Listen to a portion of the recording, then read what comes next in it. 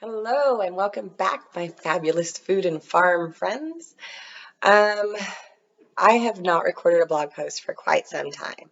So I just wanted to pop in and kind of tell you what I'm doing right now and put up like the main purpose of this post, which is the Journal of Best Practices, which I'm stoked because I finally finished it. So, yay!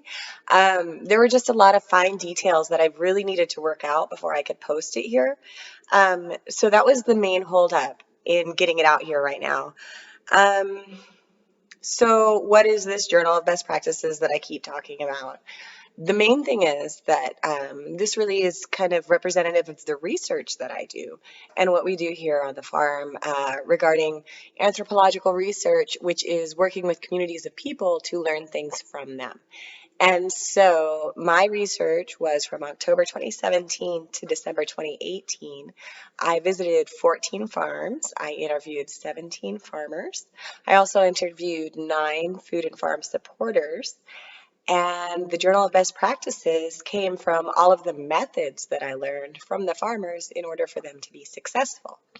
Now, this is not a how-to on farming. This is just kind of telling you about all of these really awesome methods that I saw being used on these farms. From this, if you were to read about something and be more interested, like in regenerative grazing or in permaculture methods, then you would go and buy a book or look it up at a website and learn more from there. I will say that there's a lot of this stuff that is offered through agricultural extension offices, as well as different classes that have opened up, such as you can get a certificate in permaculture design or become a Texas Master Gardener. And these are all different places that you can learn a lot of the things that we talk about in the Journal of Best Practices. Um, so what is this? This is an ethnography. It is a snapshot of what I saw happening on these farms, like I kind of already said. In this case, the ethnography captures methods that these farmers are currently using. And really, the interesting thing here is that these methods combine a lot of different um, things that solve other problems that we find in the food system. I'm going to record a different post that kind of talks a little bit more about what's going on with our food system right now. But for right now, why is this Journal of Best Practices important? And this is kind of a big thing to me. Um, our food system right now is not in a good place. Right now, environmentally, we are not in a good place. And a lot of the time we talk about we need a solution, we need to find these things, but nobody ever talks about the solutions that they find. Well, these are some solutions that are really, they're inspirational, and for me at least, it has created a sense of hope.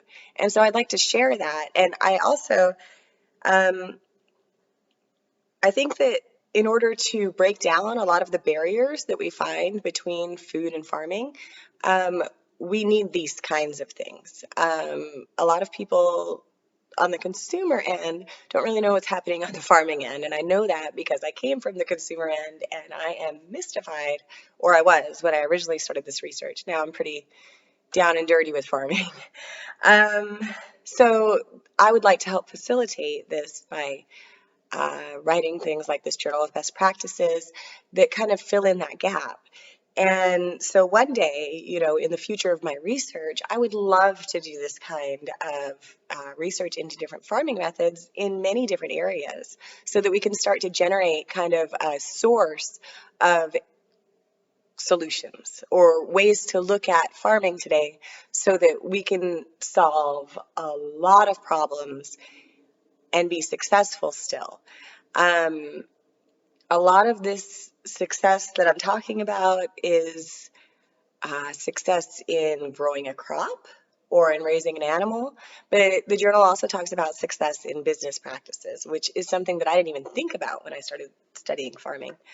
Anyway, so all of that is included, and yay, I'm back. I just recorded a new blog post, woohoo, and I'll give you one more, and I'll hopefully keep updating the blog on the reg now. I am trying to get in the swing of things with fall. Um, we just have really busy schedules around here. So I will catch y'all on the flip side.